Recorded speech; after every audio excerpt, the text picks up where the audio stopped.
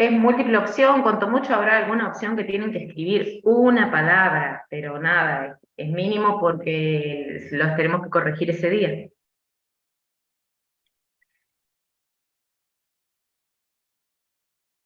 Pero sí, la mayoría van a ser múltiple opción y como les digo, algunas serán de seleccionar alguna estructura o escribir el nombre de algo, pero nada, una palabra tendrán que escribir, no mucho, no mucho más que eso.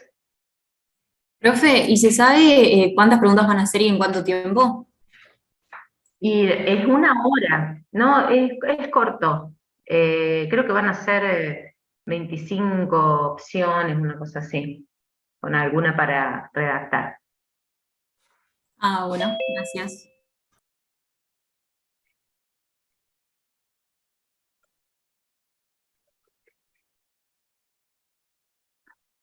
¿De acuerdo?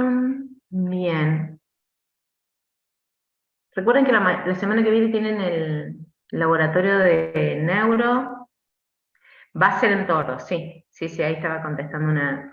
La semana que viene tienen el laboratorio de neuro, que es largo, así que vean, miren los videos antes de ir, completen las lecciones. Tienen, que ya la semana que viene es la última de la UT9. Y bueno, y en los teóricos de estrés vamos relacionando UT9, algunas cosas de la UT10, el próximo teórico, y vamos relacionando con previas, unidades temáticas previas. Así que bien, entonces le voy a... Después cualquier cosa cuando termine, si les surge alguna otra pregunta de cuestiones administrativas, alguna duda, me preguntan. Ahora entonces voy a compartir la pantalla para empezar a... acá. Bien. Bien. Como ven, vamos a seguir con lo que estuvimos trabajando en el primer teórico relacionado con estrés, siempre teniendo en cuenta que vamos a ir integrando un montón de conceptos previos y de la unidad temática 10, y repasando lo que vimos al final cuando hicimos toda la valoración de cómo fue cambiando el concepto de estrés, que terminamos desarrollando o construyendo la definición como una respuesta fisiológica, que hablamos de un estímulo adverso, que sería el estresor, que activa un sistema de emergencia y también activa procesos cognitivos y emocionales. Dentro de esas estrategias de procesamientos cognitivos y emocionales está lo que se conoce como estrategias de afrontamiento, y que siempre hablamos de las características de cada individuo, lo que hace que cada una de estas respuestas sean individuales. Por eso hablamos y nos referimos a los tipos de estresores y vinculamos en ese desarrollo más complejo, donde terminamos hablando de alostasis y por qué hablamos de carga alostática cuando hablamos de estrés, y la importancia de las características personales en esa respuesta fisiológica. Entonces nos vamos a involucrar un poco más en el desarrollo y dando fundamentos fisiológicos, cuando hablamos entonces de que es un proceso, recuerden que es fisiológico cuando hablamos de estrés, generalmente por la cuestión más del tratamiento común, se habla de estrés como si fuera algo patológico o algo que tiende a generar patologías, y en realidad, ¿se acuerdan que ya hablamos en la clase pasada que eso sería el término más de distrés? Cuando se sobrecarga este sistema que es fisiológico. Cuando hablamos de estrés es una respuesta o un proceso fisiológico. Hoy vamos a ver cómo se va complejizando esto que a veces vemos como muy sencillo, y la importancia que le da justamente que es un proceso que está conservado evolutivamente, lo cual es su importancia funcional, porque justamente decir que está conservado evolutivamente implica que estos componentes de este proceso son muy antiguos evolutivamente, y que siempre promueven la supervivencia del individuo. Por eso estamos hablando de un proceso fisiológico. Cuando hablamos de amenazas, o estos estímulos estresores, ya hemos visto que pueden ser reales o pueden ser potenciales, o sea que el cerebro, ¿se acuerdan que lo estuvimos trabajando en la clase pasada o en las primeras unidades temáticas? Cómo el cerebro trabaja en esta probabilidad de lo que está sucediendo, y vamos a ver principalmente esta parte hoy, ¿sí? Esos sistemas de emergencia y esos procesos cognitivos y emocionales. Y cómo se establece una jerarquía estructural y funcional, por eso vamos a correlacionar estructuras corticales del sistema límbico y del tronco encefálico, dando hincapié principalmente en las respuestas que conocemos como sistema de emergencia o respuesta de emergencia, que sería lo que involucra al eje hipotálamo, hipófiso suprarrenal y al simpático adrenal. Por lo tanto, vamos a desarrollar particularmente esta parte. Entonces, ya la clase pasada, entonces, hablamos en este modelo general de estrés, hablamos de los estresores, y ahora vamos a hablar de esa segunda etapa, que se llama evaluación, o appraisal, y habla de afectivo y cognitivo. Ya la presencia de estas dos palabras, ustedes ya saben que estamos vinculando sistema límbico, córtex. Lo que vamos a ver un poquito más, aplicando todo lo que está desarrollado con más detalle en esos teóricos que dice teórico del sistema nervioso 1, 2, 3, 4, 5, es la parte más teórica de, cuando nosotros hablamos de evaluación afectivo-cognitiva, serían todos los procesos que están detrás de eso. Ahora aplicamos esos procesos generales a este proceso específico de estrés. Entonces, vamos a ir hablando de lo que se construye en este modelo general de este proceso de estrés, y también cuando hablamos, ¿se acuerdan que ya en la clase pasada estuvimos mencionando la importancia para cada individuo de lo que serían las variables disposicionales? ¿Qué sería eso? Que la carga, sería la mochila que tiene cada uno, la historia personal. ¿Se acuerdan que desde el aspecto biopsicosocial estamos hablando de lo psico y lo social, de toda esa mochila que tiene cada uno, que tiene que ver con la herencia, con la epigenética y con el apoyo social que impacta en esta respuesta fisiológica? Y justamente es como que parece tan teórico, vamos a tratar de traducir esto que hablamos de variables, que serían las variables, las variaciones que hay en cada individuo, vamos a tratar de traducir a algo fisiológico. Entonces vamos a estar hablando de cómo se realiza la evaluación, el afrontamiento y la respuesta, y cómo es que podemos decir hay variaciones individuales debido a que puede variar este componente o este componente. O sea, le vamos a dar un fundamento fisiológico a esto que parece tan teórico. Todo lo que tiene que ver con estados de salud lo vamos a trabajar más adelante.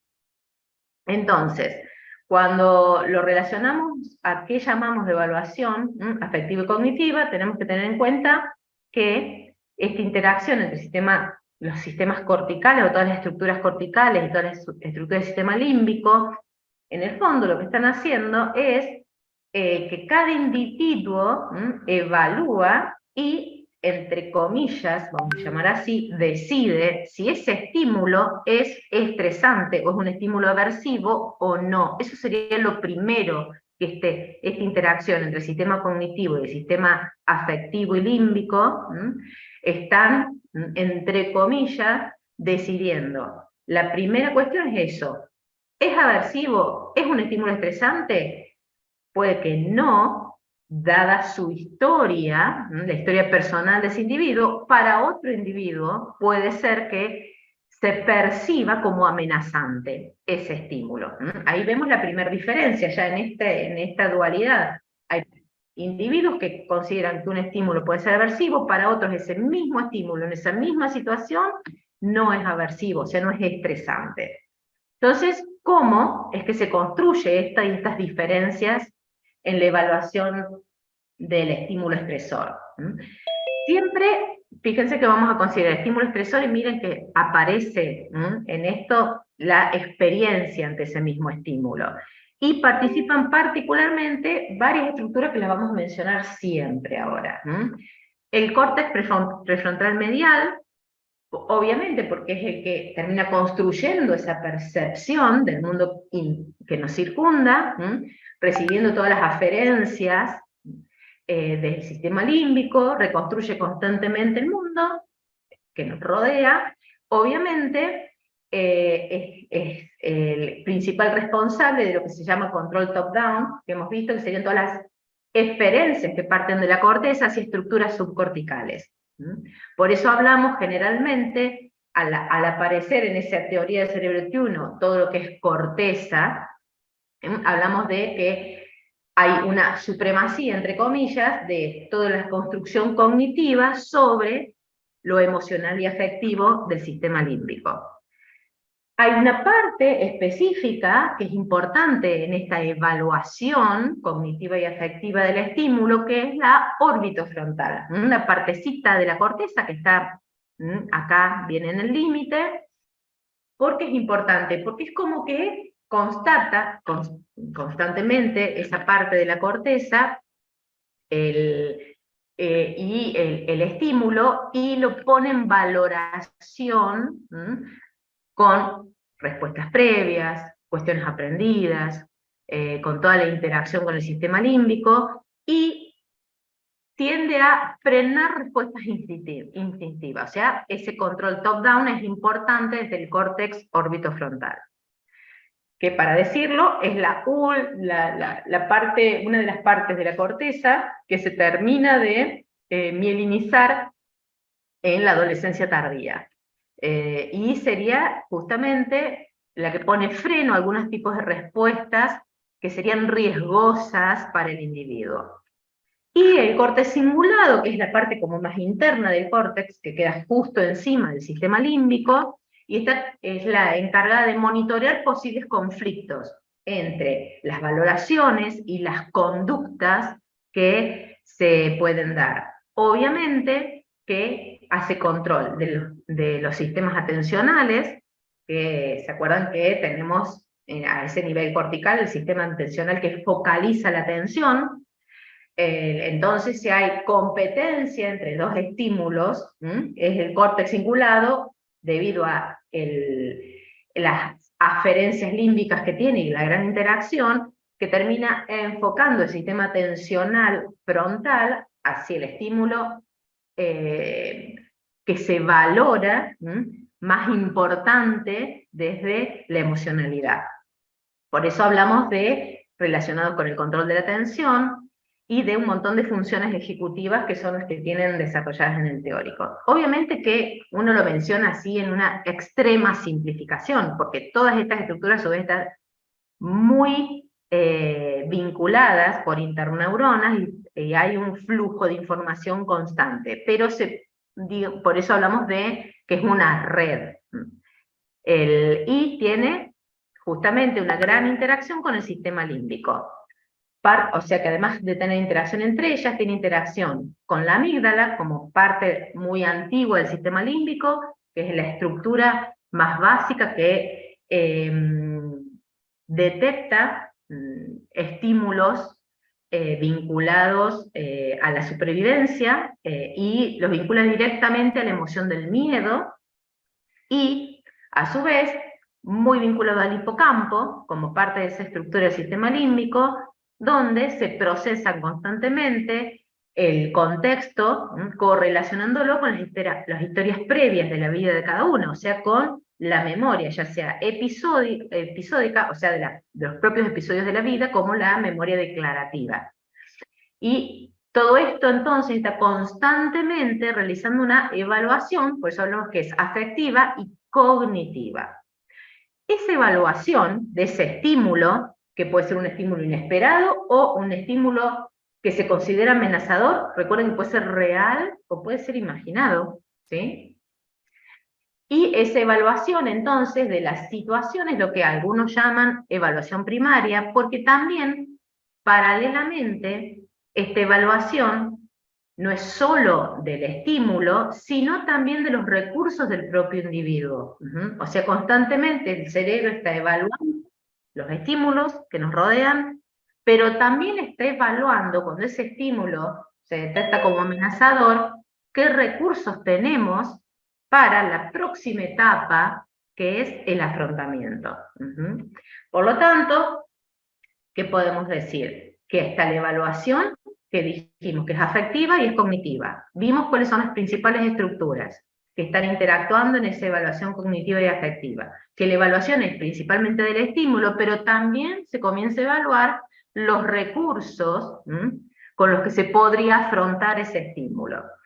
Y como decimos que tiene un significado particular para cada individuo, por eso hablamos de que esa evaluación, esa interpretación del estímulo depende de cada persona. Y termina vinculando ese estímulo si es estresor o no, en primer término. Y en segundo término, justamente estas diferencias individuales de la interpretación, tanto de las circunstancias, como del estímulo en sí mismo, como de los posibles recursos, que son los que van a terminar diciendo, ¿es estresor o no es estresor para mí, o sea, para cada individuo? Es lo que hace que observemos que el mismo estresor puede generar respuestas diferentes en distintas personas, y a su vez, en la misma persona, el mismo estresor puede generar respuestas distintas porque va a depender del contexto en el que se da. O sea que no es lineal, es lo que hablábamos en la clase pasada, cuando en esta evolución del concepto de estrés, que Cannon y Searle, ¿se acuerdan que inicialmente era como que el mismo estímulo genera siempre la respuesta? Después, obviamente, acordaron que la respuesta era la misma, pero después cuando se empezó a estudiar el estresor, cada tipo de estresor generaba particularmente un balance hacia una de las vías u otras, que ahora vamos a ver algunas, y obviamente después se empezó con la carga de la historia de cada individuo al vincular todos estos procesos con la evaluación afectiva y cognitiva. O sea, cuando se integró el concepto biopsicosocial de Engel. Ahora, hay algo que nos pasa constantemente cuando estamos frente a un estímulo estresor, y que dábamos el ejemplo la clase pasada, que dábamos el ejemplo de un ejemplo típico de la vida real, donde vamos caminando por la calle, nuestro cerebro constantemente está pensando, esta hora, está oscureciendo, llevamos la cartera, vamos caminando por una calle y sentimos el ruido de una moto, y nuestro cerebro constantemente, así vemos en la tele que hay un montón de motochorros, supónganse que estamos caminando por una calle en Buenos Aires, y que estamos, o sea, el cerebro ahí hace una evaluación, el sonido de la moto es lejos, esté cerca, entonces hay una respuesta, miro hacia atrás, miro hacia adelante, voy caminando más cerca de la pared, pongo la cartera, todo eso justamente es esto de lo que estamos hablando. Pero de repente estamos caminando tan cerca de la pared que aparece un perro a través de una reja y tenemos una respuesta. El estímulo es inesperado, fíjense la diferencia entre un estímulo imaginario, ¿sí?, de ese cerebro que en la realidad reconstruye que puede pasar, que existe la probabilidad de que ese evento ocurra, con un evento real inesperado, amenazador. Y ahí, ¿qué se evidencia? Que todo esto de la evaluación afectivo-cognitiva es bypaseada porque se da una respuesta directa. ¿Qué sentimos? Aumento de la frecuencia cardíaca, aumento de la frecuencia respiratoria. Por lo tanto, tenemos una respuesta corporal, fisiológica y a veces conductual, porque a veces gritamos, a veces nos quedamos paralizados, a veces salimos corriendo, ante ese estímulo. Por lo tanto, eso es lo que se conoce como que el estímulo directamente bypassó esa evaluación afectiva cognitiva, la amígdala es el principal receptor a través de los mismos sistemas de construcción del estímulo, ya sea auditivo o visual, que conocemos a través de vías auditivas y visual. Hay neuronas que van a la amígdala directamente y se genera una respuesta innata, una respuesta no pensada. O sea, estamos bypassando todo esto que hablamos de la evaluación afectiva y cognitiva. Por lo tanto, ahí tenemos que pensar que hay vías neuronales que están conectando la corteza prefrontal, en esta cuestión cognitiva, con esta parte del sistema límbico que es la amígdala, que es dijimos, una parte muy antigua en ese cerebro paleomamífero, sería en la teoría del cerebro triuno. Entonces, acá que está comparando, cómo cuando hay un estrés que puede ser procesado cognitivamente, y cuando se está, entre comillas, bypaseando, con este ejemplo que les daba yo, el procesamiento de la corteza prefrontal. Entonces lo que vemos acá es que siempre la amígdala está recibiendo esa información. Lo que pasa es que tenemos ese control superior cognitivo, que llamamos de la supremacía cognitiva, que hace que no se expresen esas respuestas típicas de la emoción del miedo. Y la cuestión es cómo, que acá tenemos, están representadas la amígdala, dos partes de la amígdala, tiene muchas, acá hay dos núcleos, o sea, conjuntos de neuronas, si bien la amígdala se considera una sola estructura, tiene a su vez diferencias. Acá que aparecen lo que ustedes estuvieron estudiando como sistemas modulatorios, difusos, área tegmental ventral, núcleo ramus, lucus ceruleus, que tenemos dopamina, serotonina, noradrenalina. Fíjense que están en íntima vinculación con la información que maneja la amígdala, estimula la liberación de estos neurotransmisores a nivel de la corteza prefrontal. Cuando este estímulo es un estímulo normal, suave, esperado, es un estímulo estresor, pero cognitivamente no genera ninguna respuesta, es porque estos niveles de liberación de los sistemas modulatorios difusos están activando principalmente, y cuando hablamos de acá estamos hablando de los niveles de noradrenalina, que son los más importantes en este sentido. Los niveles de noradrenalina que se liberan por este estímulo activan los receptores alfa 2, ¿sí? O sea, que son de alta afinidad. ¿Qué quiere decir que los receptores sean de alta afinidad? Que con menor nivel de noradrenalina que se libera ya están activados, porque tienen una gran afinidad por el neurotransmisor. Al activarse esas neuronas en la corteza prefrontal, ¿sí?, se incrementa. Recuerden que esa corteza prefrontal, siempre las neuronas eferentes, que fíjense que es un circuito que llegan a la amígdala, son glutamatérgicas. Pero esas eferencias glutamatérgicas de la corteza hacen una acción, en este caso, sobre interneuronas GABAérgicas, o sea que lo que vincula estas dos estructuras son neuronas GABAérgicas. Por lo tanto, en niveles normales de noradrenalina, bajos, se estimulan receptores de alta afinidad, que son los alfa 2, hay una estimulación de la amígdala, parte de la amígdala, que estimula neuronas GABA, que son siempre inhibitorias. Por lo tanto, el resultado de este circuito es que las conductas o las respuestas de emergencia que se generarían no están presentes, porque GABA, esos niveles de GABA están inhibiendo la expresión de esas conductas en las que participa el área de la amígdala que tiene la parte central.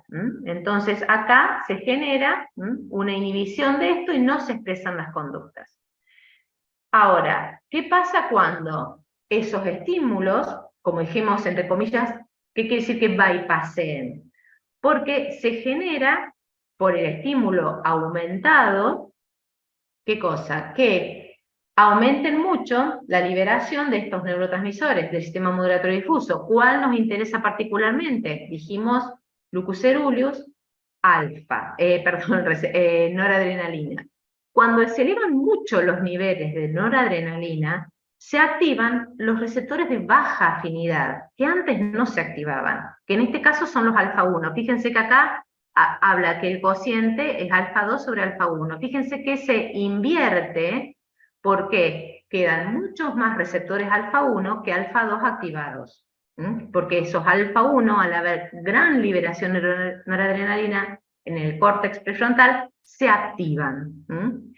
Y acá tenemos algo importante también que tenemos que recalcar, que en esta situación ese córtex prefrontal está en un nivel óptimo de actividad, ¿sí? Ese estado de vigilancia es el óptimo.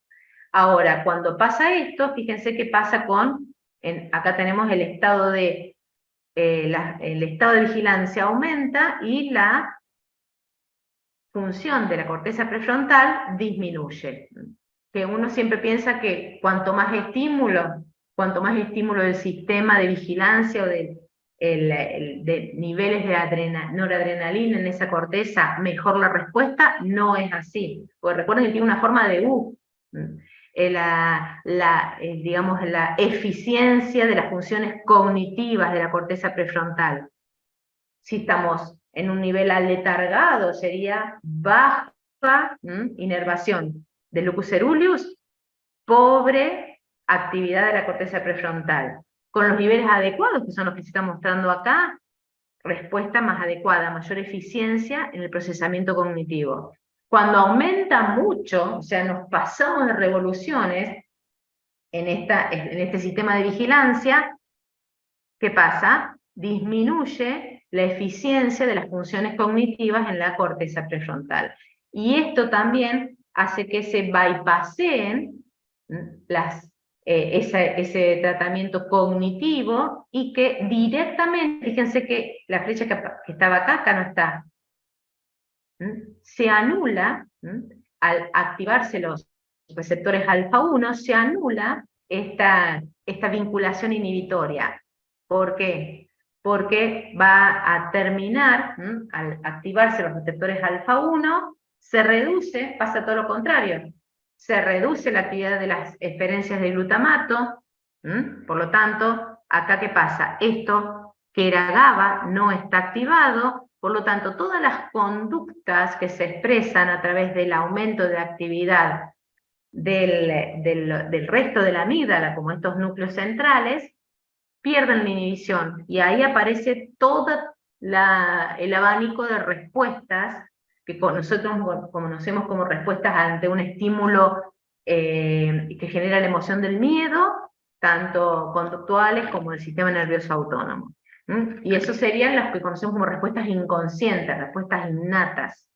Y eso sería lo que conocemos como que se bypassea. O sea, no siempre un estímulo estresor pasa por la etapa de evaluación cognitiva afectiva. Puede ser que al ser inesperado, fuerte, se bypassee, y este es el mecanismo que obviamente lo que está mostrando es que un aumento en los niveles de actividad de la amígdala estimula la liberación de noradrenalina del locus coeruleus, y eso hace que disminuya la efectividad del procesamiento cognitivo en la corteza prefrontal. O sea que hay un proceso detrás de este bypasseo de la evaluación cognitiva y afectiva.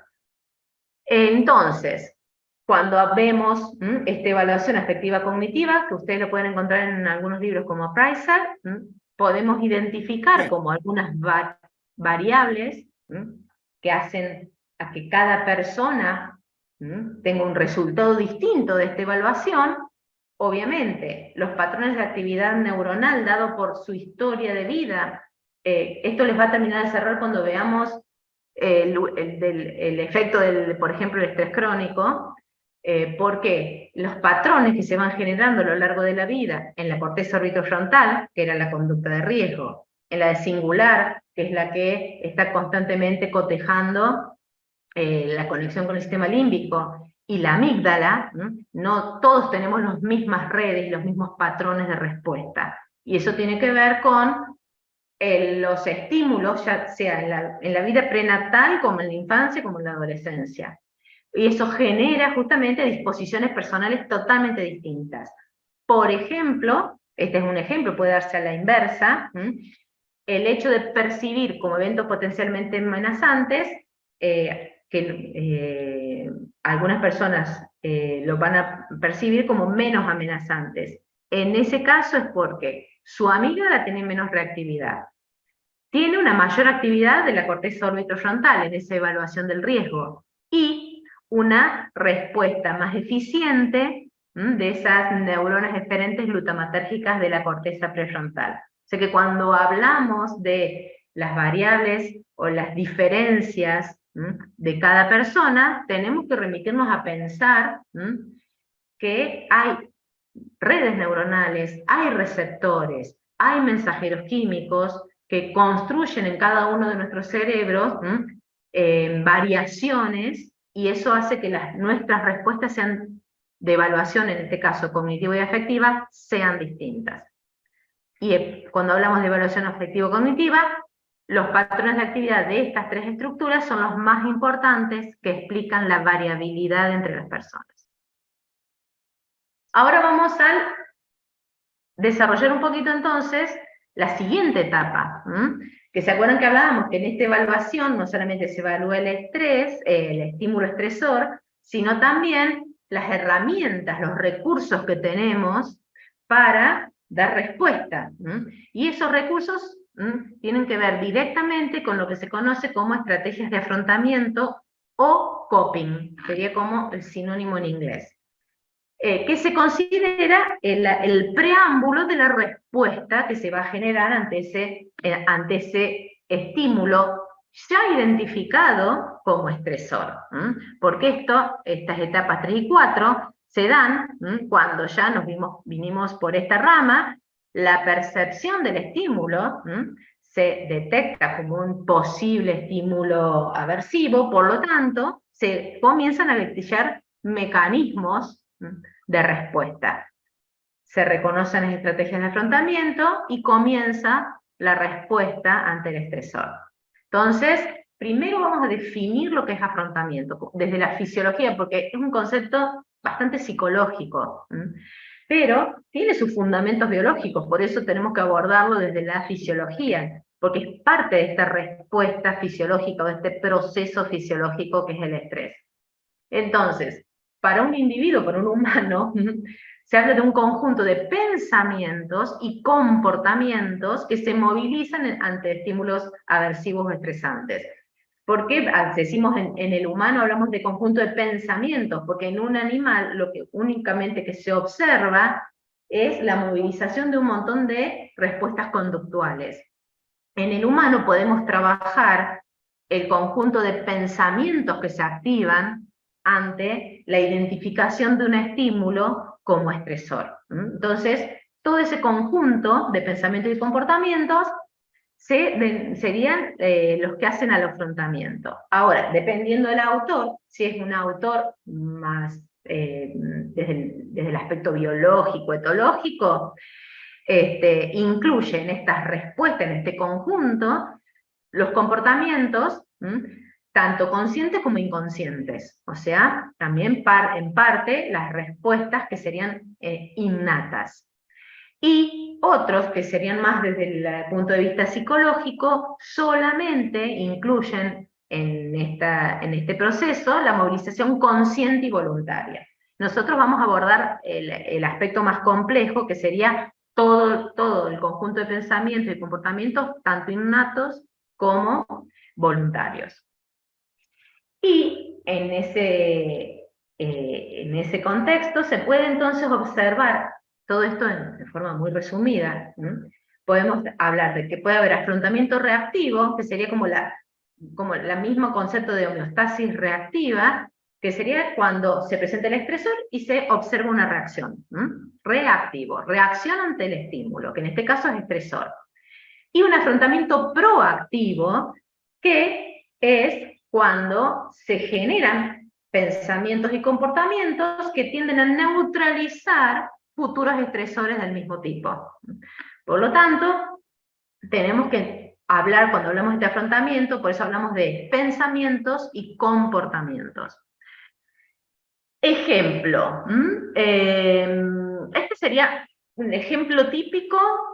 Ahora uno rápidamente va a identificar las respuestas más básicas que hemos hablado cuando hablábamos de estrés, de Cannon y de Seil, Cuando observamos, se observa la presencia de un estímulo posiblemente aversivo, obviamente que dependiendo de la historia de la persona, porque cada uno hace una evaluación, va a haber distintos tipos de afrontamiento.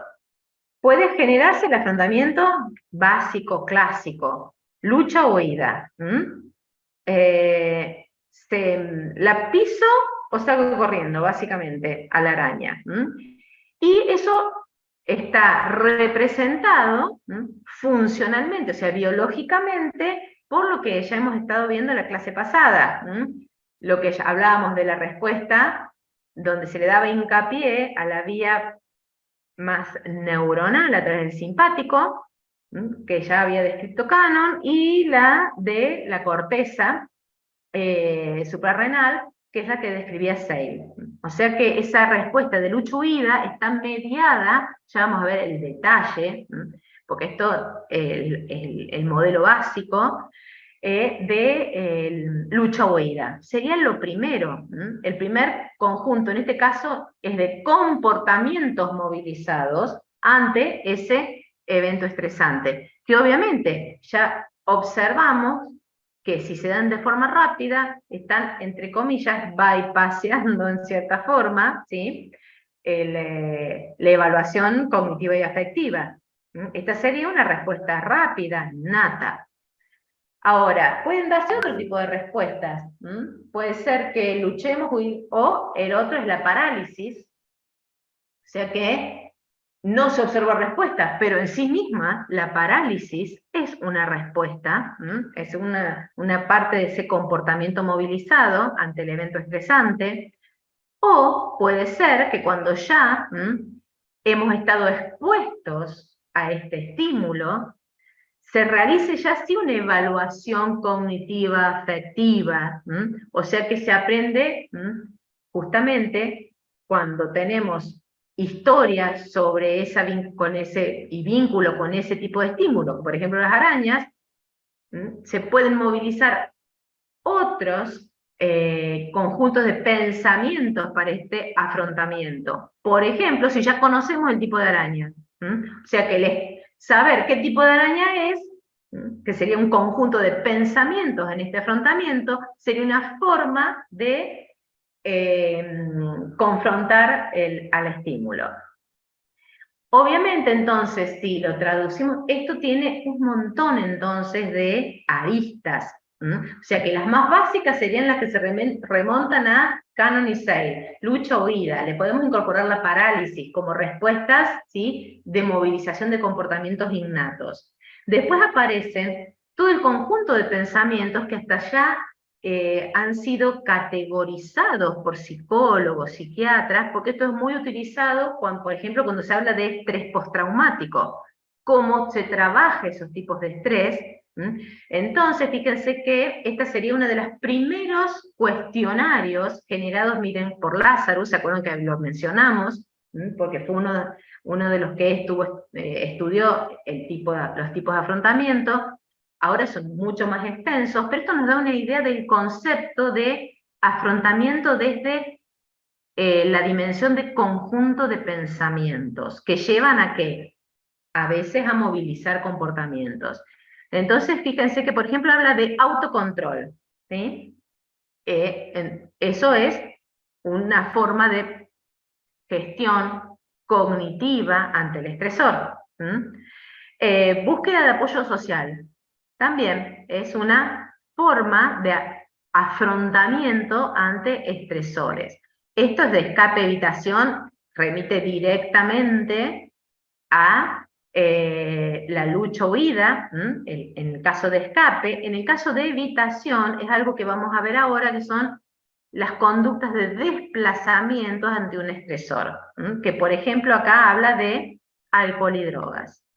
Planificar solución de problemas, por ejemplo, tener un frasco de Ryder en cada habitación, si uno tiene mucho miedo a las arañas, sería un plan de acción que esté establecido para confrontar la aparición del estímulo.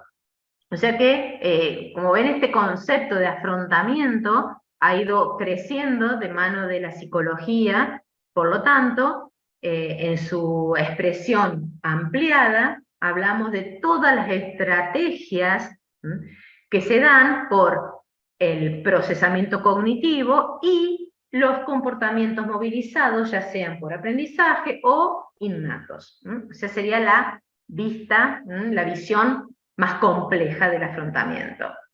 Justamente, no es el único afrontamiento, luchar o huir, sino que fíjense que si vemos todos estos conjuntos de pensamientos y comportamientos ante los estímulos estresantes, ya estamos hablando de que es mucho más complejo. Vamos a tratar de meternos un poquito en esa complejidad del afrontamiento ante un estímulo estresante.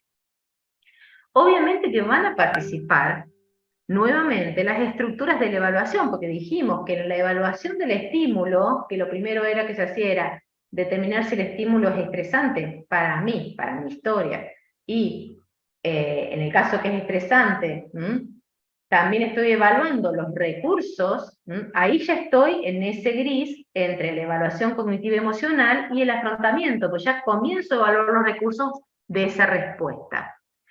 Y, por lo tanto, también participa el áreas de la corteza, como la corteza prefrontal medial, el núcleo accumbens, que si ustedes ya avanzaron un poquito en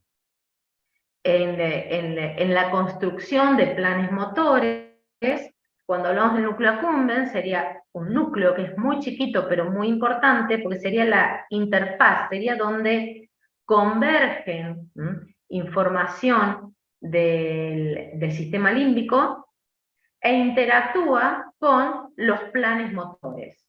O sea que es un núcleo de vinculación entre las decisiones, en la selección de un programa motor para una respuesta voluntaria y el sistema límbico. Por eso el núcleo accumbens es un núcleo importante en este afrontamiento. Obviamente la corteza singular, la amígdala, ¿sí? Porque hay muchas de estas respuestas que vimos que se dan de forma reactiva, del afrontamiento reactivo, que son más bien innatas, y el hipocampo, que participa en el tipo de reacciones que serían, ya vamos a ver por qué son importantes, no agresivas, porque va a haber lucha, va a haber huida, va a haber parálisis, como esas primeras respuestas, y después se complejizan todas las respuestas que conocemos. Piensen en todas las respuestas que ustedes pueden dar ante estímulos estresantes a los que se exponen. Por eso hablamos de que estamos simplificando en estas, digamos, estas son las estructuras que no podemos dejar de mencionar cuando hablamos de cuáles son los fundamentos biológicos de estas estrategias de afrontamiento. Obviamente que estas estructuras están en íntima relación con mensajeros químicos. O sea que tenemos como mensajeros químicos, nuevamente que aparecen sistemas difusos, en este caso principalmente serotoninérgico y dopaminérgico, que van a modular estas respuestas conductuales y emocionales, y aparecen como participantes muy importantes neuropéptidos, que van a regular tanto procesos cognitivos como comportamientos sociales, que se dan en estas respuestas, que se dan en estos procesos de afrontamiento. ¿Cuáles neuropéptidos? Hay dos que son muy importantes, vamos a mencionar 4, en total hay muchos más, pero los dos, vamos a empezar mencionando estos dos, que son la arginina vasopresina, que se vincula con qué tipos de conductas. Con conductas que señalan ansiedad en el individuo, que generan agresión, respuestas agresivas, que condicionan al miedo, y generalmente son los estilos o las formas de afrontamiento reactivas ante el estímulo. O sea que ahí el neuropéptido arginina vasopresina está presente, está modulando y participando de la expresión de ese tipo de conductas más reactivas. Después tenemos el neuropéptido oxitocina, Fíjense que son dos neuropéptidos que los relacionamos con otro tipo de regulaciones. Cuando hablamos de vasopresina, hablamos de regulación de la presión arterial, de los compartimentos líquidos del organismo. Bueno, en el cerebro, este neuropéptido participa de este tipo de respuestas. En el caso de la oxitocina, lo relacionamos con el parto.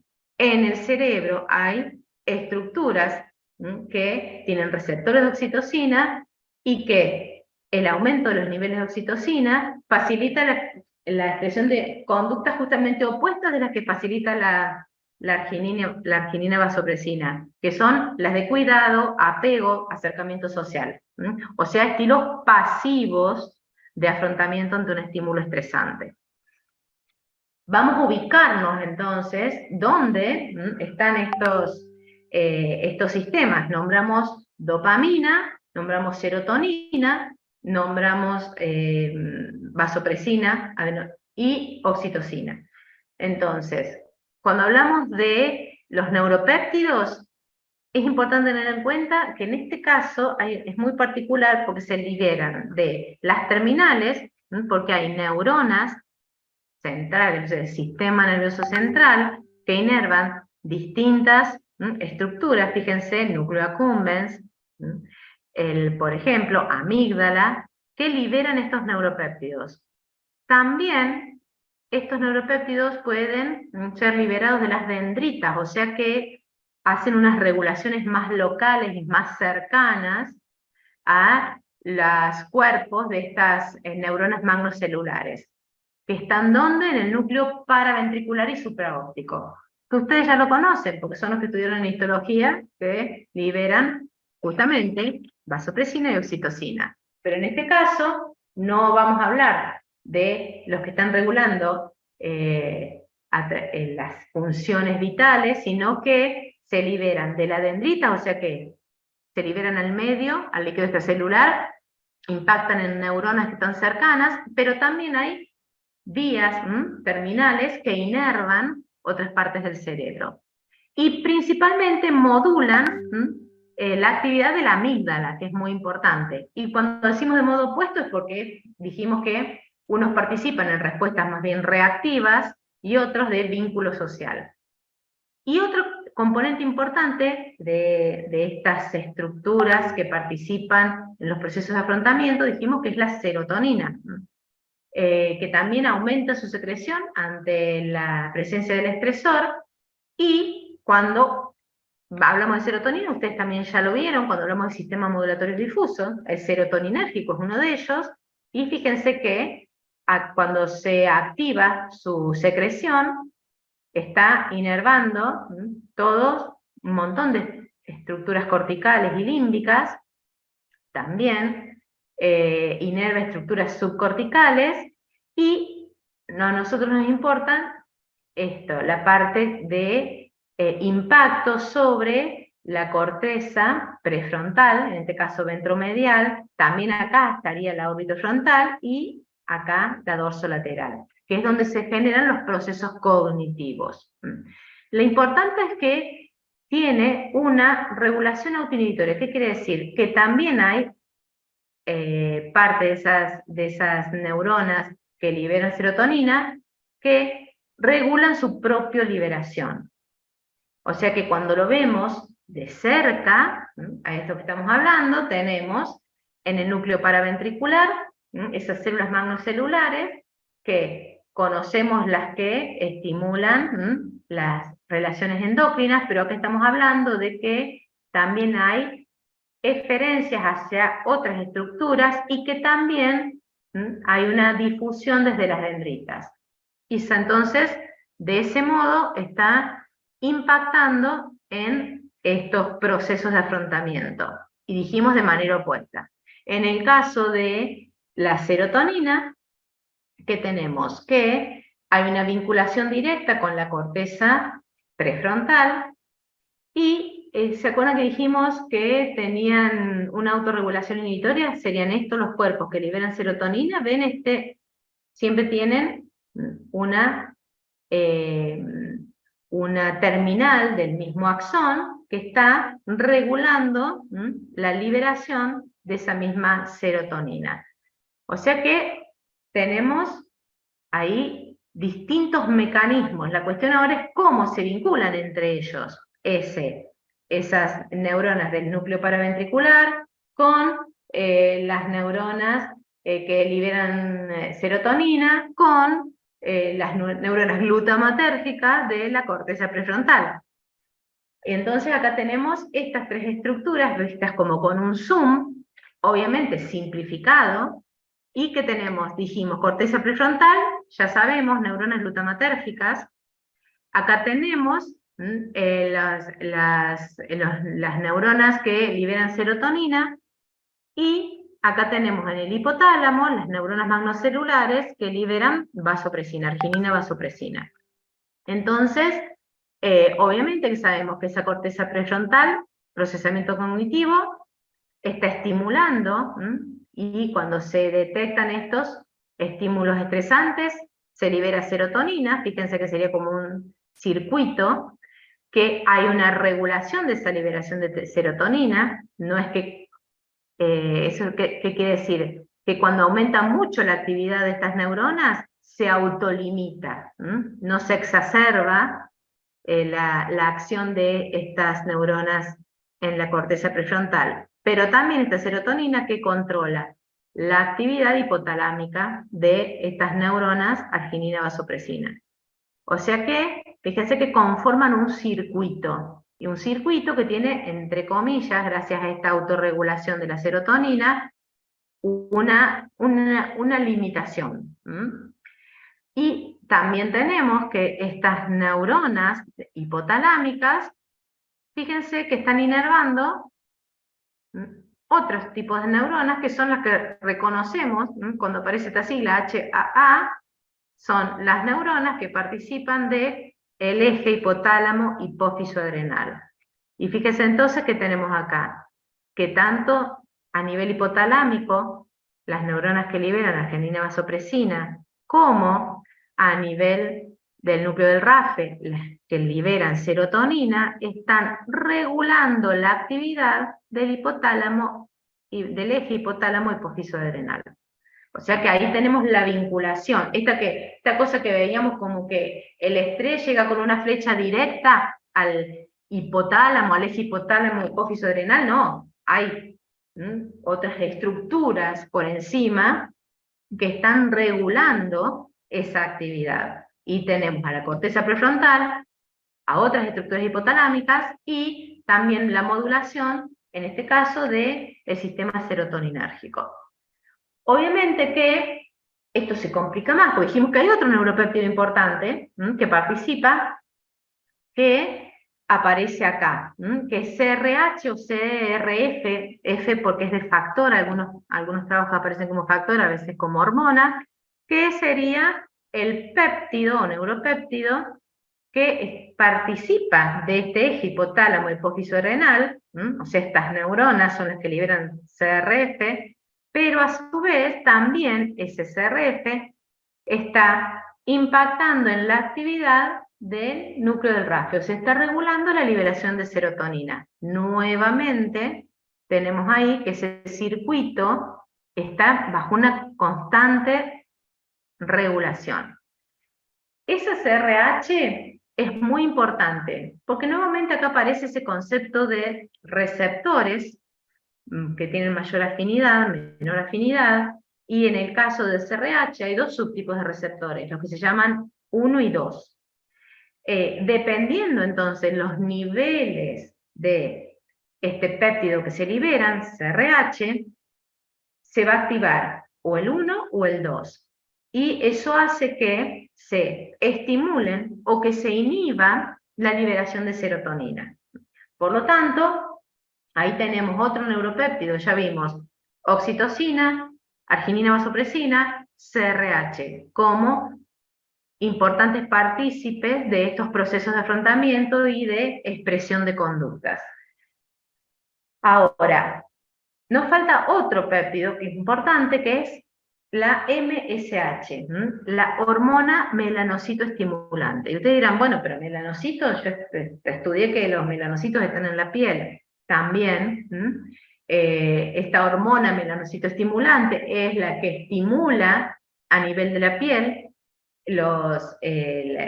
pero hay receptores a nivel central, principalmente, fíjense dónde están, en el área tegmental ventral, que es el sistema dopaminérgico mesolímbico, que tiene muchos receptores, por lo tanto, también participa de estos circuitos que tienen que ver con la expresión de las conductas.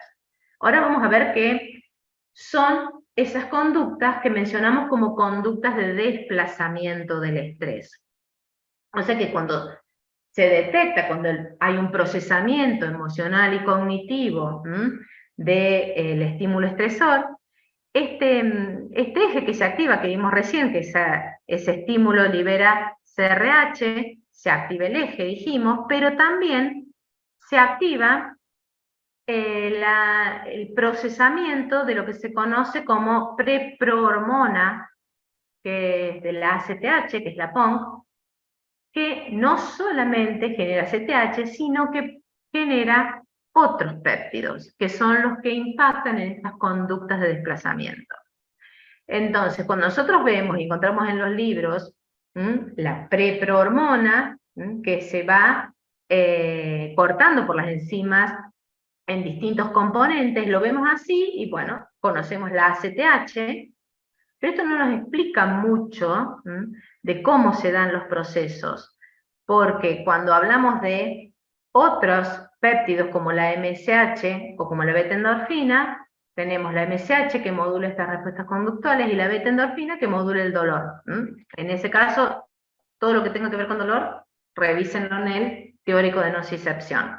Pero ahora sí saben que en situaciones de estrés se aumenta la producción de alfa-MSH y se aumenta la producción de beta-endorfina. La cuestión es cómo. Y ese cómo se da porque, si bien es la misma preprohormona, la PONC, que está presente en varias partes, porque tenemos esa PONC en el lóbulo anterior de la hipófisis, ante la presencia de dos enzimas que son las convertasas, fíjense que produce ACTH, que dijimos eje hipotálamo, hipófiso, que libera ACTH, adrenal. Ahora, en otras estructuras, como el hipotálamo, hay otras convertasas que hacen que esa misma preprohormona genere gamma MSH, alfa MSH y beta endorfina. Por lo tanto, se puede decir que esa PONC o esa preprohormona pro-opio por la beta endorfina, melano por la alfa MSH, cortina por la ACTH, o sea que la palabra misma le está diciendo cuáles son los tres principales, pero no únicos productos de esta PONC. En la hipófisis anterior genera CTH a nivel central, o sea que estamos hablando que hay neuronas que sintetizan esta PONC y que esos enzimas convertasas rompen esa estructura en otras partes y generan alfa-MSH y beta-endorfina. Ese núcleo se llama núcleo arcuato y está en el hipotálamo.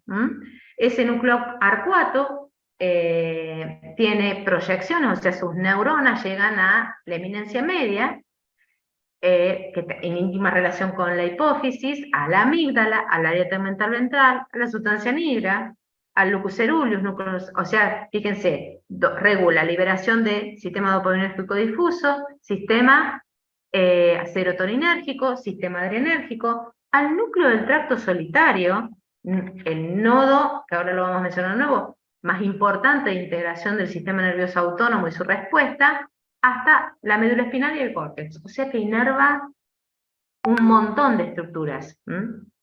Ahora, ese núcleo arcuato, ¿por qué es importante? Porque esta alfa-MSH evolutivamente es la que participa en la expresión de conductas o formas de defensa pasiva. O sea que no serían reactivas, serían estrategias o estilos de afrontamiento reactivo, porque es ante el estímulo, pero no a través de la respuesta agresiva o la lucha-huida, sino lo que se conoce como defensa pasiva. Lo que en algunos animales llamamos mimetismo, bioluminiscencia, o lo que sí en mamíferos y en nosotros mismos llamaríamos conductas de desplazamiento.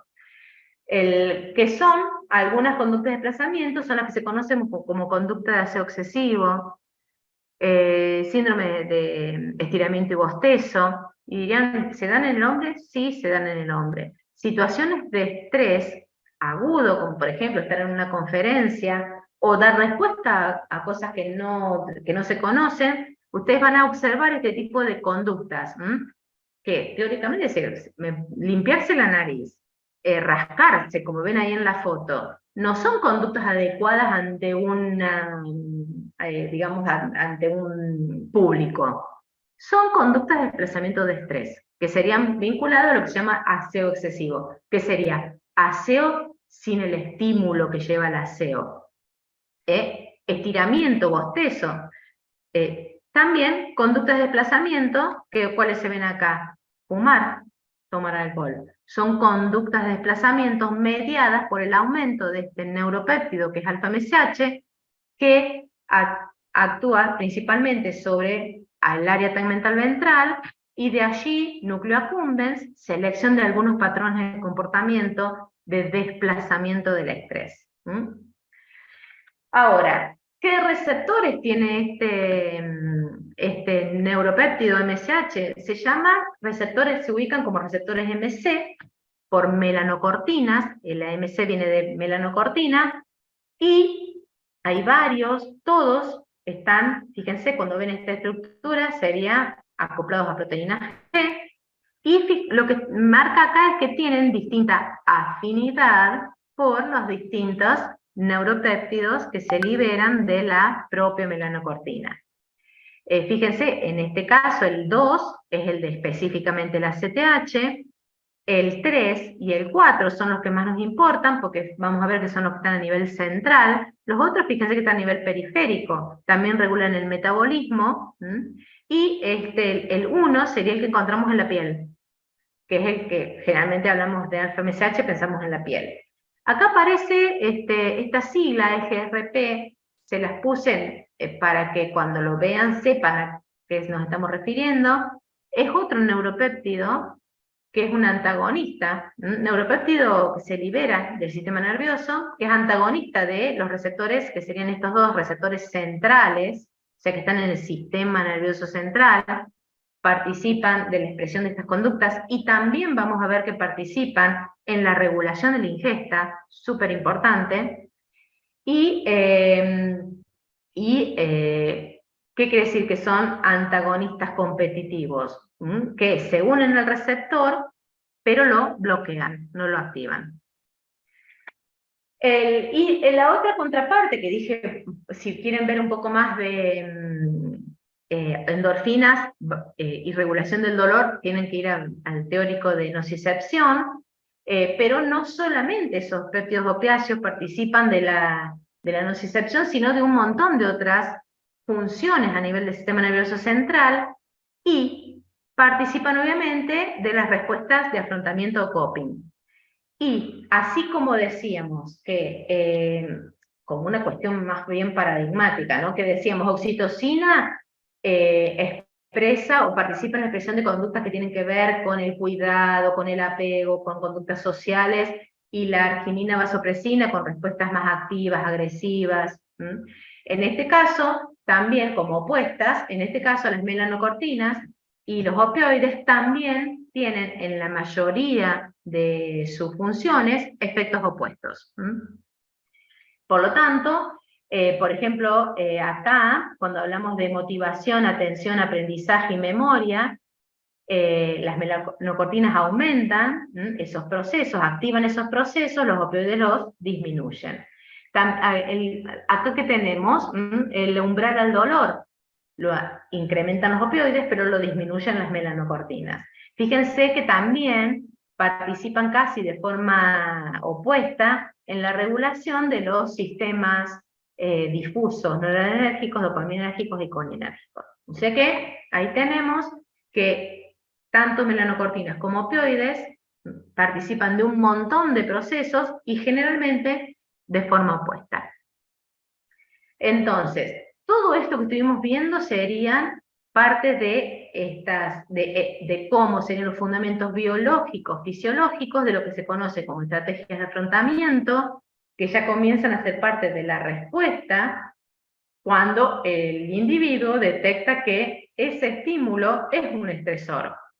Y obviamente también estas estructuras que estuvimos viendo nos explican cuáles son los cambios, cómo es que las distintas personas responden o tienen estrategias de afrontamiento distintas. Obviamente, nuevamente, tiene que ver con la actividad del cíngulo, la corteza singular, de la corteza prefrontal y cómo procesan estas demandas, de la capacidad autoinhibitoria de la serotonina. La serotonina es fundamental. Cuando veamos el último punto, estados de salud, ahí es donde vamos a volver sobre la serotonina y vamos a decir, en esta patología está aumentada, en esta patología está disminuida, y entonces ahí terminan de hacer el círculo. Por eso, esta capacidad autoinhibitoria de serotonina en el núcleo del RAFE da muchas diferencias individuales relacionadas con el temperamento y las conductas agresivas e impulsivas, y obviamente los niveles de secreción y también los subtipos de receptores que se expresan en cada una de las estructuras de estos tres principales péptidos, que son los que participan en estas conductas que se expresan como estrategias de afrontamiento. Y como parte, ¿se acuerdan que vimos en estas primeras estrategias de afrontamiento, y que son las más estudiadas, que son las que primero se identificaron como procesos que tienen que ver con el estrés, que teníamos la activación del eje hipotálamo hipófisis adrenal y la activación simpática, que son las dos últimas cosas que vamos a ver ahora. Bueno, unos 10 minutitos. Nos vamos a pasar un poquito. Entonces, cuando hablamos de respuestas que vinculen a la activación del eje hipotálamo hipófisis adrenal, ¿a dónde nos remitimos? Nivel hipotalámico, todo lo que vimos hasta ahora de cómo el hipotálamo se relaciona en esa jerarquía, y el núcleo paraventricular es el importante, ya lo estuvimos mencionando recién, ¿sí? Y ya mencionamos recién cómo tenemos que tanto CRH como el neuropéptido arginina vasopresina son los que participan de este eje, y cuando vemos un poquito más en detalle este eje, fíjense que estos serían dos modelos, que muestran dos cosas distintas. Muestran el mismo eje, hipotálamo, hipófiso, adrenal, pero muestran cosas distintas y complementarias. Cosas que se muestran en uno, como esto, que este eje tiene una regulación superior, que sería la vinculada con el núcleo supraquiasmático y el ritmo circadiano de liberación, que aumenta al amanecer. Acá que se muestra con más detalle la relación hipotálamo-hipófisis, que estas neuronas que liberan CRH y arginina vasopresina liberan los mediadores en la eminencia media, y eso pasa al sistema portal, que esto no lo muestra. Y acá que se muestra el nombre del mensajero, acá lo hablamos como glucocorticoides, acá hablamos de cortisol. O sea que fíjense que son complementarios. Los dos muestran el eje, y acá que se muestra como importante, que hay una jerarquía de regulación. Aparece la corteza, el hipocampo, la amígdala, como que impactan sobre este eje. O sea que acá muestran solamente sistema nervioso y estresor. Y ahora ya sabemos que esta flecha implica todos los procesos que vimos previamente que se dan en la corteza, en el sistema límbico. Entonces, siempre tener en cuenta, hacer una lectura del modelo cuando estamos estudiando, y cuando hablamos de eje, hipotálamo, hipófisis adrenal, que no es solo ese eje, sino todas las estructuras jerárquicamente superiores que están regulando ese eje, sumado al ritmo circadiano de ese eje. Cuando juntamos todo esto en el estrés, vamos a concluir que ante un estímulo estresor, o sea que después de pasar por toda la evaluación cognitivo-afectiva en estas estructuras corticales y límbicas, se generan todos los cambios neuronales que vimos hasta ahora, que terminan estimulando a nivel hipotalámico a las neuronas liberadoras de SRH y de arginina vasopresina. El nivel de cortisol aumenta entre los 15 y 20 minutos posteriores al estímulo. Y se mantiene la pulsatividad. Eso quiere decir que estamos ante una respuesta aguda, una respuesta, digamos, normal ante un agente estresor. Importante esto, que generalmente cuando hablan de respuesta aguda, hablan del sistema simpático. Se olvidan porque consideran que la respuesta del cortisol es ante un estrés crónico. No. Aumentan los niveles de cortisol, fíjense, entre los 15 y 20 minutos después de un estímulo agudo, que sería este el ejemplo. Estímulo estresor agudo que se detecta como agudo y aumentan obviamente primero los niveles de STH y posteriormente aumentan los niveles de cortisol. ¿Por qué sabemos que es agudo? Porque fíjense qué pasa con los niveles de cortisol. A los 60 minutos ya cayeron. Eso es la definición de una respuesta, de un proceso de estrés, de lo que sería, entre comillas, estrés agudo. No tienen que olvidarse de esta pata, es una pata importante, porque es la que impacta sobre los recursos metabólicos que atienden a esta respuesta de emergencia. Obviamente que hay distintos receptores que participan de esto. Hablamos hipotálamo, hipófisis, adrenal, el eje. Mencionamos a la SRH, ya sabemos que hay dos subtipos de receptores.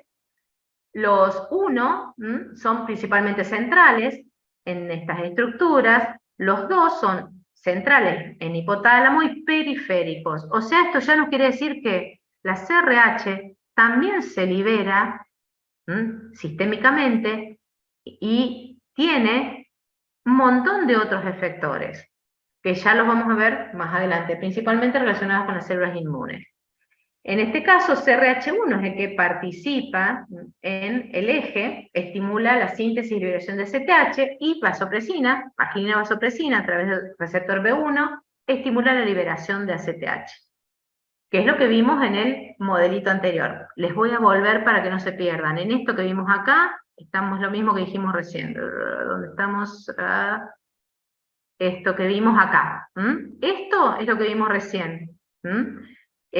Arginina vasopresina, acá le tendrían que aumentar, poner otra neurona, y es lo que está activando al eje. También, fíjense, regulado por serotonina. O sea que cuando hablamos del eje, tenemos que hablar sí o sí de las estructuras superiores.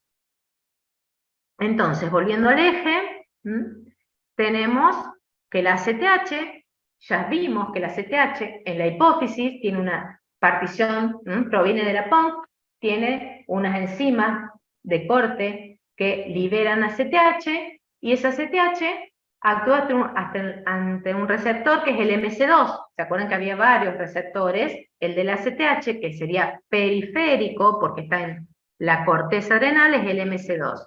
¿Qué hace? Estimula la conversión, o sea, estimula la vía biosintética para la síntesis de glucocorticoides, cortisol. Los glucocorticoides también tienen sus receptores particulares, que sabemos que atraviesan la membrana, receptores citoplasmáticos, y hay dos subtipos de receptores. Fíjense que habla GR y MR, o sea que tenemos receptores tipo 1 o tipo mineralocorticoides, y tipo 2 o tipo glucocorticoides. Los dos son estimulados por el cortisol. Ahora, fíjense que tienen distinta afinidad, activados por bajas concentraciones, o sea que tiene alta afinidad, y activados por concentraciones altas, que quiere decir que tiene baja afinidad. Y tienen una participación distinta cuando hablamos, perdón, ahora vuelvo sobre eso, sobre la regulación del eje, que es lo que vamos a ver ahora. Ustedes pueden llegar a encontrar esto, que a veces no está, que hay también receptores de glucocorticoides de membrana acoplados a proteína G y que activan cascadas de segundos mensajeros. Son los menos comunes, pero también existen. Entonces, ¿qué importancia tienen estos receptores? Los MC y los G, los MR y los GR para glucocorticoides, o sea, para el cortisol, que participan en la retroalimentación. Hay que tener en cuenta algo. Siempre hay una liberación basal, esto que hablábamos de los pulsos, la liberación pulsátil basal, que está regulada por el ritmo circadiano. Siempre hay un nivel basal de cortisol. Ese nivel basal de cortisol actúa sobre los receptores de alta afinidad, que dijimos que son los MR. O sea que prácticamente todos los MR, fíjense, el 90% en condiciones basales son los que están realizando las funciones normales de los glucocorticoides. Y en un 50% esas funciones están mediadas por la activación de los receptores GR. En el hipocampo, fíjense acá que tenemos el hipocampo, la actividad del hipocampo es la principal estructura jerárquica que está inhibiendo al eje. La amígdala es la principal estructura jerárquica sobre el hipotálamo que está activando el eje. Ahora, una vez que a través de la amígdala o porque el procesamiento cognitivo genera activación, por ejemplo a través de serotonina de este eje, se genera, ¿qué dijimos? Aumento del cortisol. Ahora, los receptores MR van a estar prácticamente todos ocupados, por más que haya un aumento del cortisol. Porque el 90% está activado, ven acá, en niveles basales. Ahora, ¿cuáles son los que median la respuesta de estrés? Los GR. Y entonces son esos los que van a mediar la retroalimentación, porque son los que se activan cuando se genera el pico de cortisol en esta respuesta de estrés agudo. O sea que son los que participan del feedback. Ahora, a nivel del hipocampo, vamos a tener tanto receptores MR como GR, porque hay un nivel basal de interacción de estos receptores, que son los que hacen a las funciones normales de los glucocorticoides a nivel central. Y cuando hablamos de las funciones que se dan a nivel central de los glucocorticoides, porque generalmente hablamos de glucocorticoides y pensamos en periferia, pero estos glucocorticoides tienen receptores a nivel central y normalmente participan de un montón de procesos. Obviamente que a nivel, en los niveles basales de actividad de glucocorticoides están impactando en las actividades neuronales y generan también participación en esta evaluación emocional y cognitiva. Participan en estructuras, como es el hipocampo, como es la corteza singular, del relevamiento del riesgo. Y los GR, o sea, los que se activan principalmente cuando sube los niveles de cortisol, activan principalmente mecanismos de memoria, que ya vamos a ver entonces qué influencia tienen en el ciclo vital cuando estos niveles de cortisol suben y bajan por la constante respuesta a estímulos potencialmente, o sea, imaginariamente o realmente estresantes. ¿Y cuál es la diferencia? Cuando estos niveles de cortisol se mantienen altos, porque estamos ante una situación de lo que sería distrés o lo que llamaríamos estrés crónico. O sea que ahí la participación es distinta, porque estos receptores GR son los que más están impactando cuando se da una situación de estrés crónico. Por último, la activación del sistema nervioso autónomo. ¿Sí? También el hipotálamo media esta respuesta o esta activación del sistema nervioso autónomo. Ustedes ya han estudiado estas vías o estas estructuras que tienen que ver con la activación del sistema nervioso autónomo y cuáles son los núcleos hipotalámicos que participan, el dorso medial, lateral, periformical y también el paraventricular. Pero tenemos que tener en cuenta que en esta cascada y en este nivel jerárquico, fíjense que vuelven a aparecer todas las mismas estructuras, tenemos que ese hipotálamo también a través de sus estructuras se vincula con el núcleo del tracto solitario, y acá nuevamente fíjense que aparece el hipocampo. ¿Por qué aparece más clarito? Porque no es una relación directa, sino a través de la amígdala, de regulación de la actividad del sistema autónomo.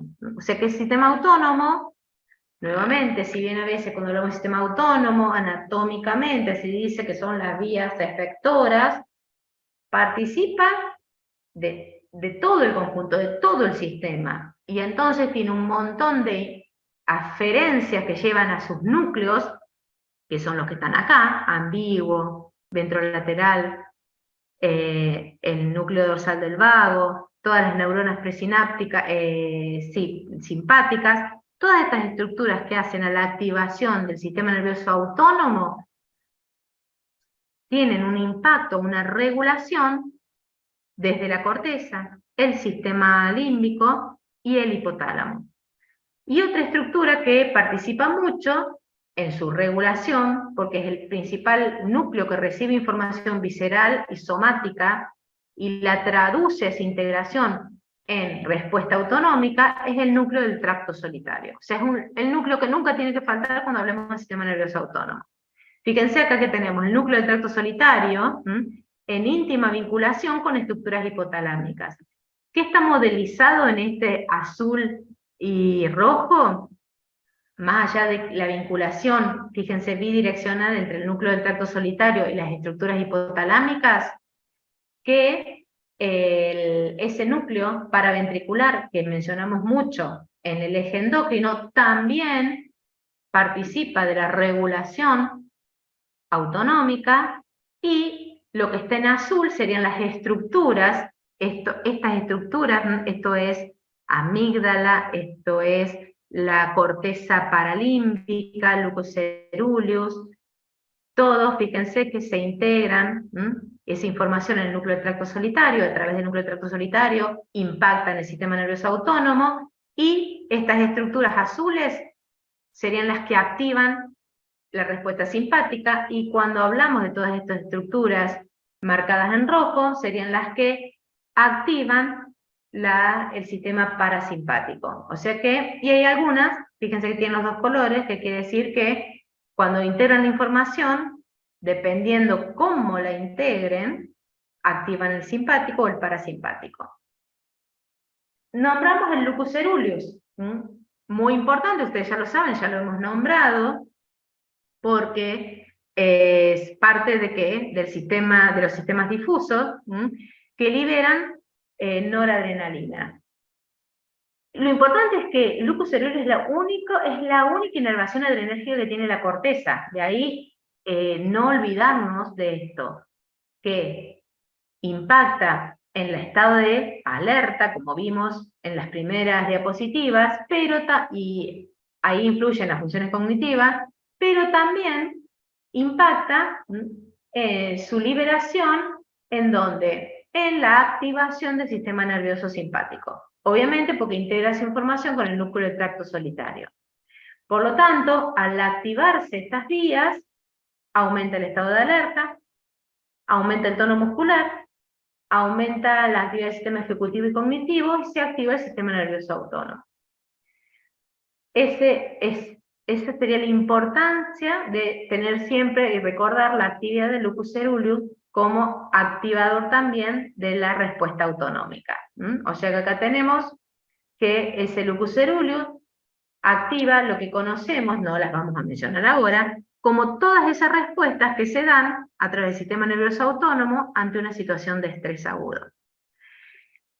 Ahora, un ejemplo, que esto después lo vamos a integrar cuando veamos regulación de la presión arterial, que sería cómo podemos explicar que ante un estímulo estresor muy emocional se genere, o sea, con impacto emocional, se genera toda esa respuesta autonómica que impacta, por ejemplo, en el aumento de la frecuencia respiratoria, el aumento de la frecuencia cardíaca, y esto se da justamente, fíjense, las estructuras que mencionamos: corteza prefrontal, amígdala, los núcleos que regulan el sistema autonómico, y impactan ¿en qué? En lo que vamos a ver a partir de la unidad 10, como ejemplo, el reflejo baroreceptor. O sea que ahí tenemos que cuando hablamos de reflejo baroreceptor, no tenemos que olvidarnos que también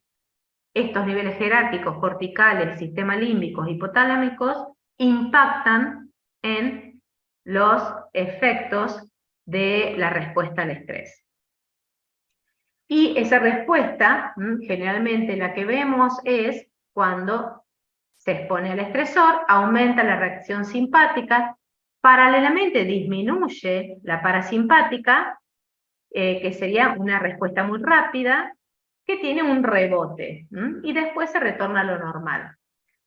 Pero en la clase que viene vamos a ver que no siempre esa respuesta es netamente simpática. Puede haber casos en que se gatille por la integración a nivel de la amígdala de una respuesta parasimpática. Como por último, para unir estas dos vertientes, ¿quién coordina? Porque esta respuesta es coordinada. Quien coordina estas dos vertientes sería la del sistema nervioso, el eje hipotálamo hipófiso adrenal, vertiente endocrina, y la vertiente nerviosa, que sería a través del sistema simpático y simpático adrenal, porque también se estimula la liberación de adrenalina de la médula suprarrenal. Nuevamente, ¿qué nos encontramos? La CRH. Por lo tanto, fíjense que CRH, vimos que activa el eje, y también activa y estimula el lucus ceruleus. Y a través de esa activación, activa toda la cascada que tiene que ver con la activación del sistema nervioso autónomo. Obviamente que, como vimos antes, no nos tenemos que olvidar en este caso de los niveles jerárquicos que representan la evaluación cognitiva y emocional que repercute en la fisiología básica, que sería esta respuesta o esta reacción de emergencia. Acá lo que vemos acá, fíjense que habla de conductas como conducta de miedo y aversión, que aumenta la actividad motora, que puede en algunos casos la actividad de SRF, que es lo que vamos a ver la clase que viene, aumentar la inmovilización o freezing ante el estrés, y esto que vamos a ir viendo en las distintas clases, porque sería cómo impacta el estrés en la ingesta, en la reproducción y en el sueño. O sea que siempre tenemos que tener en cuenta que CRH, en este caso, actúa como un excitador del lucus ceruleus, un mensajero que excita al nucleus ceruleus y aumenta la actividad del sistema nervioso simpático. Y siempre tener en cuenta entonces esta jerarquía, y que CRH a su vez también tiene inervación sobre el mismo sistema nervioso central, y en la amígdala controla las respuestas autonómicas excitatorias, porque amígdala, ¿se acuerdan que tiene una vinculación directa con el sistema nervioso autónomo? Por lo tanto, ahí tenemos un contrarregulador. Por lo tanto, cuando volvemos a este concepto, vimos algunos fundamentos fisiológicos de estas estrategias de afrontamiento, de esas respuestas de emergencia que vimos, nerviosas y endócrinas. Por lo tanto, cuando hablamos y volvemos al concepto de que podemos tener diferencias en estas respuestas endócrinas y nerviosas, que se vinculan principalmente esas diferencias en la reactividad del cortisol. Porque la exposición al cortisol en el feto, en el neonato, en el niño, genera modificaciones en el sistema nervioso central que pueden aumentar o disminuir la reactividad, por ejemplo, de la amígdala o de la actividad de la corteza prefrontal, o el cíngulo o de la órbita frontal. Por lo tanto, se van a dar respuestas totalmente distintas.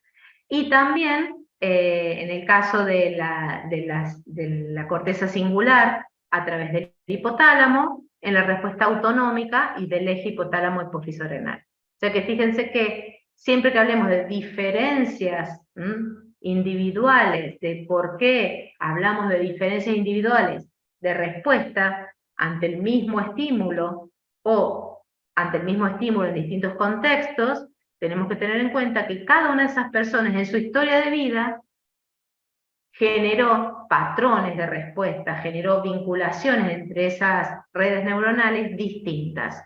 Y eso es lo que también vamos a ver en las clases que vienen. Cómo se generan y cómo impacta principalmente el cortisol, dado el estrés crónico en las distintas etapas de la vida. Creo que esta es la última. Bien, llegamos a la última.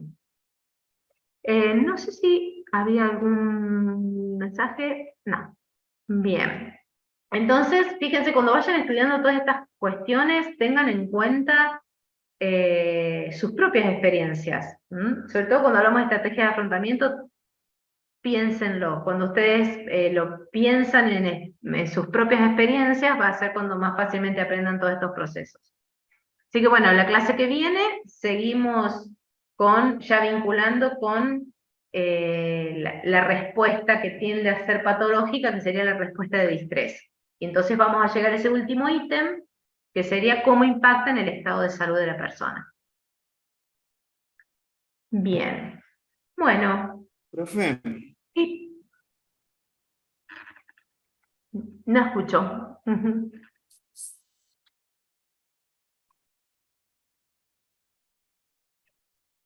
Lucas, vos sabés que me parece que escucha? importa. Se me trabó. Sí. ¿Querés escribirla en el chat? Voy a apagar la cámara. O si no. ¿Ahora se me escucha bien? Sí, ahora sí. Buenísimo. Le quería preguntar cuando estábamos viendo la respuesta de la corteza prefrontal, si el estímulo era, o sea, la relación entre la corteza prefrontal, la amígdala y el SARA, si el estímulo era, digamos, mediano, así era como un estímulo más grande.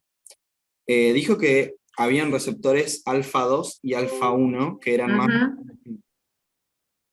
Con respecto a eso, esos receptores están en la corteza prefrontal. Estamos hablando de el balance entre la activación de uno y otro, es lo que va a determinar que eso está, vamos a ir al revés, determinado por la cantidad de noradrenalina que se libera en la corteza. Eso, depende de eso, si se estimulan más unos que otros. Y eso determina si se inhibe o no a la amígdala en la expresión de las conductas innatas, conductas rápidas, de reacción. Bien. O sea que, entonces, claro, la expresión de uno u otros está dada por la noradrenalina. Exactamente. La cantidad de noradrenalina que liberan los sistemas difusos en la corteza prefrontal. Pero obviamente que de qué depende la cantidad, depende de cómo esa amígdala fue estimulada, porque quien estimula ante ese estímulo fuerte, rápido, es la amígdala. Por eso es un circuito. Claro. Buenísimo, ahí quedó mejor. Y después tenía otra pregunta que me quedó también cuando hablábamos de este circuito que se forma entre el núcleo, entre la corteza también prefrontal y el núcleo, ¿cuánto? No, era el núcleo paraventricular, puede ser, que el que libera arginina vasopresina. Sí. Que también está modulado por la serotonina. No entendí ahí la relación de la CRH. O sea, como que me quedó claro que la serotonina se autorregula y también regula a esas dos hormonas, o sea, a esas dos de neuronas. Pero cuando mencionó la CRH, como que no entendí muy bien. Que la CRH que se libera también impacta sobre la liberación de serotonina. Claro, pero ¿quién libera la CRH? La CRH lo libera el hipotálamo. ¿Qué núcleo? El hipotálamo. Ah, ok. O sea, lo dejo así como el hipotálamo nada más. Porque sí. A veces, a ver, una cosa es cuando le damos información, fíjate que ahí es la CRH hipotalámica, que impacta a nivel de la amígdala también, e indirectamente a través de la amígdala sobre la serotonina. No es un impacto directo, porque fíjate que ahí vas a tener dos núcleos, que serían los a través de los cuales el aumento del CRH regula la liberación de serotonina. Por eso a veces la regulación es directa y otras veces es indirecta. A ver,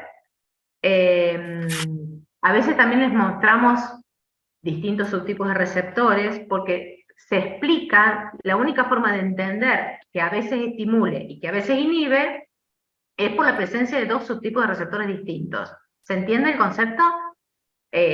Una cosa es reacción directa, esto lo hablo en general, que la regulación sea directa o que la regulación sea indirecta. ¿Qué quiere decir? Que en el medio hay una interneurona o hay otro núcleo que media esa regulación. Y la otra cosa importante como generalidad es que a veces en los textos ustedes encuentran, esto estimuló la liberación de un mensajero.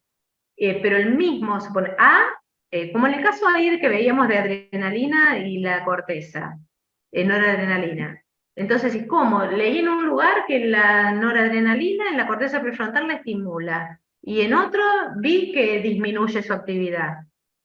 Justamente, sí, hace las dos cosas, porque ¿de qué va a depender? De la cantidad de noradrenalina que llegue a la corteza, y eso impacta en dos subtipos de receptores distintos. Por eso también a veces les mencionamos cuáles son los dos subtipos, porque pasan las dos cosas. No es lineal, no es que siempre cuando hay actividad de noradrenalina en la corteza prefrontal se estimule. No, a veces se inhibe. Todo depende de la cantidad de noradrenalina, porque eso hace que se activen otros receptores. Y eso es súper básico, porque a veces cuando hacen una cosa lineal, de repente lo leen distinto y dicen, no, alguno está mal. No, están bien los dos. Todo depende de la cantidad de neurotransmisor y del subtipo de receptor. Por eso a veces no le damos siempre, pero les damos el ejemplo y le hablamos de alta afinidad y de baja afinidad. En este teórico, el otro ejemplo de alta afinidad y de baja afinidad es con el cortisol, cuando hablamos de los receptores M y los receptores G. Fíjense que es importante saberlo, porque te expresa que no todo se da de la misma forma, sino que depende de la cantidad del mensajero químico, si está aumentado o disminuido, y de la actividad, o sea, de qué subtipo de receptor se activa. Parece complicado, pero es como un concepto básico. Tener en cuenta que el sistema endocrino y el sistema nervioso, esa rayita que a veces vemos que dice más o que dice menos, puede cambiar de signo, y que cambie de signo que tiene que hacer pensar que hay un subtipo de receptor distinto actuando. A eso voy, presten atención a eso, duden. Cuando dicen esto no me cierra, piensen, a lo mejor hay otro subtipo de receptor que se activó. Ese sería, digamos, lo importante de tener en cuenta cuando están estudiando sistema nervioso.